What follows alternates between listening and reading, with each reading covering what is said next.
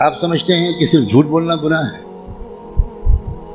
صرف بد نظری گناہ ہے، صرف زنا اور چوری گناہ ہے، اور آپ یہ نہیں جانتے کہ قرآن کو نہ سمجھنے کی کوشش کرنا یا سمجھنے کی کوشش نہ کرنا یہ ان سارے گناہوں سے بڑا گناہ ہے۔ آپ انجینئر ہیں، بڑے خوش ہیں کہ میں انجینئر ہوں، آپ ڈاکٹر بن گئے، بڑے خوش ہیں کہ میں ڈاکٹر ہوں،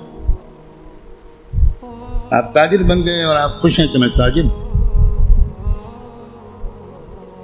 اور آپ کو اس کمی کا احساس تک نہیں ہے کہ میں کتنا بڑا محروم انسان ہوں کہ میں اللہ کے کلام کو جو صرف میرے لیے آیا تھا وہ میں سمجھنے کی کوئی کوشش ہی نہیں کی میں۔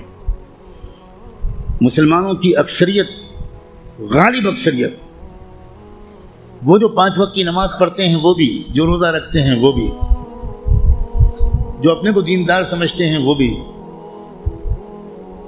جو کچھ دینی کام بھی کرتے ہیں وہ بھی، اس بڑے گناہ میں تقریباً سب شریک ہیں کہ وہ قرآن مجید کو سمجھنے کی کوئی کوشش نہیں کرتے اور قرآن مجید کو نہ سمجھنے کو گناہ نہیں سمجھتے یا سمجھنے کی کوشش نہ کرنے کو گناہ نہیں سمجھتے۔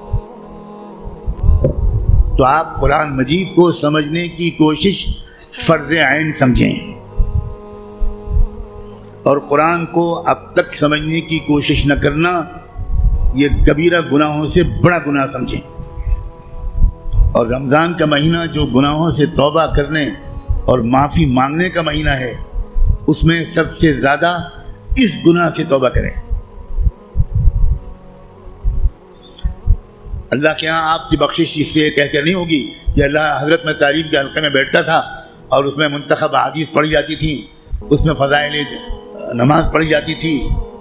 یہ منتخب احادیث اور فضائل نماز اس لیے پڑھی جاتی ہے تاکہ قرآن پڑھنے کا، سمجھنے کا شوق پیدا ہو۔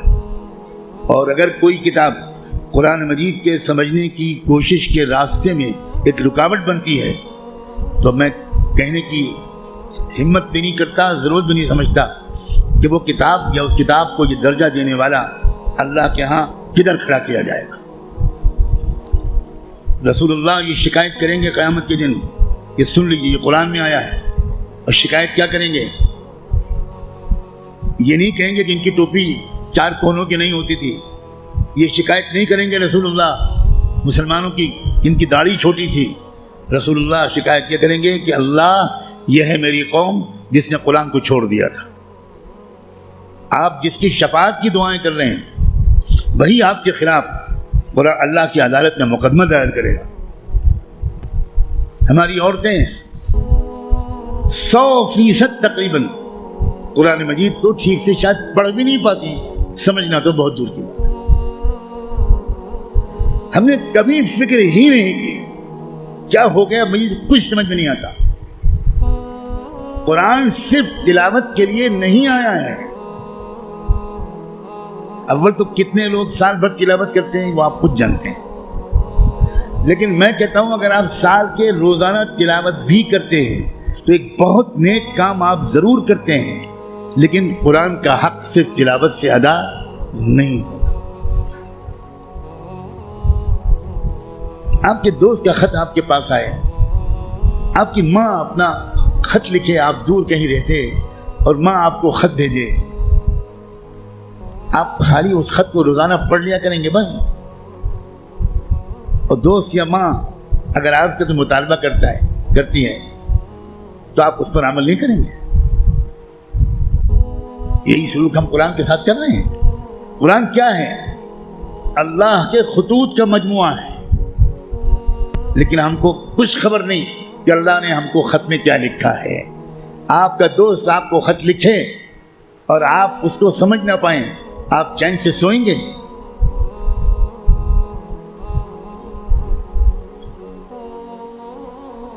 کسی کمپنی کا اشتہار آپ نے دیکھا، آپ نے اس کو اپنی درخواست بھیجی، وہاں سے جواب آیا، جواب ایسی زبان میں ہے جو آپ نہیں جانتے، آپ اس دن کھانا کھائیں گے اس خط کا مضمون سمجھنے سے پہلے؟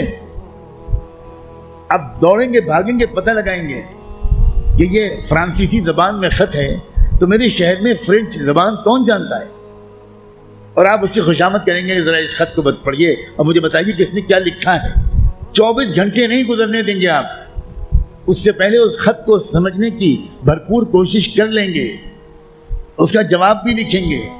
لیکن قرآن ہے کہ 60 سال سے آپ کو پکار رہا ہے، اللہ کا خط ہے کہ 70 سال سے آپ کو آپ پاس آ رہا ہے، لیکن آپ نے ایسے کان بند کر رکھے ہیں، ہمیں کوئی دلچسپی نہیں اللہ کے خط سے، اللہ کہتے رہیں ہمیں کوئی دلچسپی نہیں، ہم بہت مشغول ہیں، ہمارے پاس فرصت نہیں ہے، ہم بڑے کامیاب تاجر ہیں، ہم اسٹوڈنٹ ہیں، ہم پروفیسر ہیں، ہم ڈاکٹر ہیں، ہم انجینئر ہیں، ہم پولیٹیکل ایکٹیوسٹ ہیں، ہم جرنلسٹ ہیں، ہم اخبار میں کام کرتے ہیں، ہم کہاں قرآن کا ترجمہ پڑھ پائیں گے؟ بھئی ہمارے پاس کہاں اتنا وقت ہے؟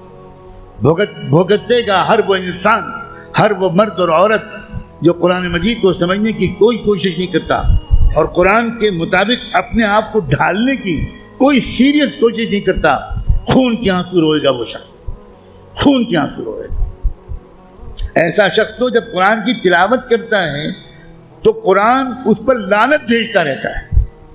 اب غور تو کریں، رب قارئ للقرآن والقرآن یلعنہ، یہ میرے باپ کی اور پیر کی کہی ہوئی بات نہیں ہے، یہ بات صادق و مصدوق رحمت دو عالم صلی اللہ علیہ وآلہ وسلم نے کہی کہ قرآن بہت سے لوگ پڑھتے ہوتے ہیں اور پڑھنے کے درمیان قرآن اس پر لعنت بھیجتا ہے، اے اللہ یہ مجھ پر یہ پڑھ رہا ہے، اس پر لعنت۔ اب قرآن کی لعنت پر اللہ تعالیٰ قبول نہیں کریں گے؟